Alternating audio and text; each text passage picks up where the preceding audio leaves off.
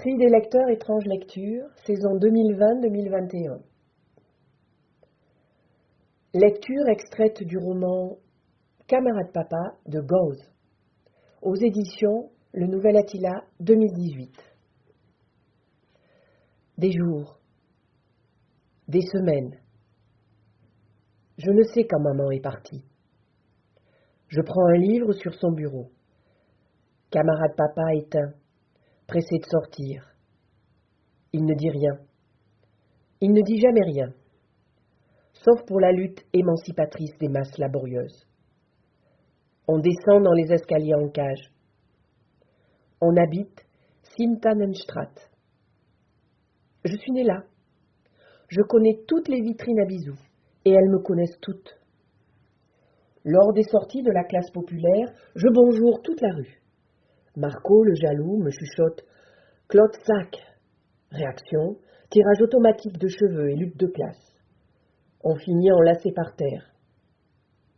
Les autres enfants de la classe populaire crient et rient. Les maîtresses se folent.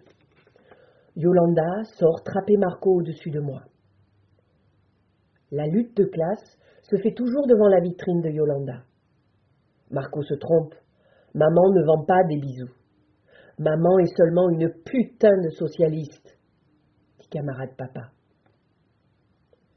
Yolanda est marron très foncé, comme camarade papa. Maman est marron très clair, comme moi. Nous sommes la tribu des marrons, dit Yolanda. Dans la rue, elle est la seule marron vendeuse de bisous.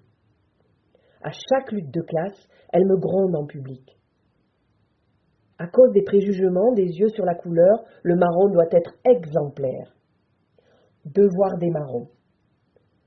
Quand on est seuls, tous les deux, elle dit « Tu es très courageux ». Moi, je sais juste que les plus petits doivent toujours se battre pour arracher aux plus grands leurs privilèges de classe.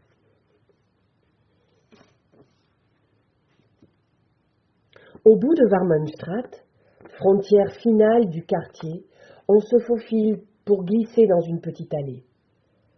Ça évite le tour de Damrak, le barrage, et on tombe à bras raccourcis sur le quai du prince Hendrik. Camarade papa n'oublie pas de fulminer quelque chose contre toutes les familles royales du monde. Je n'entends rien. Je suis trop excitée. Centrale est au bout de la rue. 9h04, dit la grande horloge. Amsterdam-Paris, 9h58, dit la diablesse dans les haut-parleurs. Premier voyage, premier au train. Camarade papa porte ma valise des affaires étrangères. Mon sac à dos, je l'ai fait comme pour aller en classe populaire. Que des livres. Et maintenant, les bonbons de Yolanda. Camarade papa n'a pas besoin de faire le sérieux pour que je monte. Moi, je suis content de prendre le train pour la première fois avec lui. En plus, pour Commune de Paris, pas de vapeur, pas de sifflet. Il démarre sans bruit à cause du courant de l'électricité. Je m'accroche à la fenêtre. La foule sur les quais, je l'imagine m'agiter des mouchoirs blancs. Dans le wagon, camarade papa parle fort. Personne ne se plaint. Il parle en français.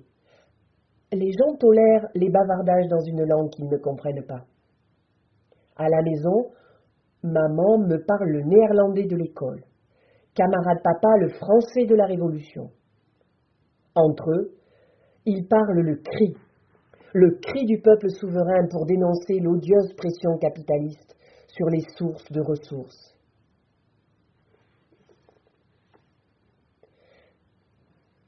Les grands soirs maman. Elle écrit des notes dans la pile de livres sur son bureau. Je l'imite avec mes livres de classe.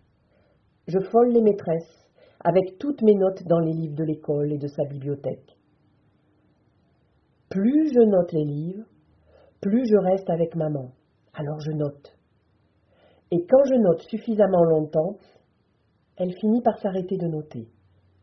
Elle se lève, me serre dans ses bras. Maman dit que les histoires qui nous touchent, il faut les enfermer au fond de son cœur pour ne pas les oublier. Les lendemains de Grand Soir Maman, je finis mes nuits en classe populaire. Les maîtresses ne me dérangent pas. J'ai plusieurs leçons d'avance. Elles disent même que j'ai des années. Elles veulent que je parte dans une école spéciale, loin du quartier. Sacré privilège! On vit dans le quartier rouge, le plus beau de la ville. Camarade papa refuse avec catégorie que je change de classe populaire, parce qu'un bon révolutionnaire ne doit pas être coupé du monde. Les grands soirs, camarade papa, tout est instrument de lutte contre le grand capital aveugle et apatride. La maison devient camp révolutionnaire anticapitaliste, le crack. Le frigidaire et la réserve vide. Les tiroirs de pâtes et de conserve, la réserve de prudence. Le balai, mitrailleuse automatique. L'aspirateur, char d'assaut. La chambrette, QG stratégique et centre de commandement. Les toilettes, camp de repli, ou en cas de bêtise, camp de redressement. Camarade papa a de si jolies phrases qu'il ne me parle jamais. Il me discourt. La nouvelle commune est notre idéologie officielle. Les jours où son visage est fatigué, à force de traits occupés par la victoire finale des peuples contre le monstre capital, il s'oublie et s'arrête au milieu du hareng révolutionnaire. Les grands soirs Yolanda. Elle est tout habillée et encore plus belle qu'en tenue de bisous. Elle ramène de la couleur, pas seulement à cause de ses vêtements, mais parce qu'elle parle des blancs, des noirs et des marrons. Son pays, le Suriname, en Amérique des Indiens, est rempli de marrons de l'Afrique noire. Ils sont allés là-bas de force pour le travail d'esclavage. Elle n'aime pas que je pose les questions sur le travail d'esclavage. Elle préfère me raconter des histoires d'enfants de sa tribu des Bonimarons de la forêt verte.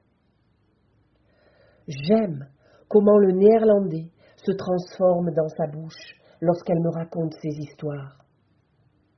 Les mots qu'elle utilise, on ne les apprend pas tous à l'école. Ils dansent sur sa langue, glissent sur ses dents, se roulent sur ses lèvres. À l'heure de dormir, je fais l'enfant, comme elle aime. Elle me déborde sur le lit. Quand elle me chante des chansons de marron de la forêt verte, sa langue devient complètement étrangère. Mais j'entends son cœur, tellement ses bonbons pour messieurs sont près de ma tête. Yolanda, avec tous les bisous qu'elle vend, je sais qu'elle est plus fatiguée que moi. Les seuls soirs où elle n'est pas obligée d'en vendre, elle devrait se reposer.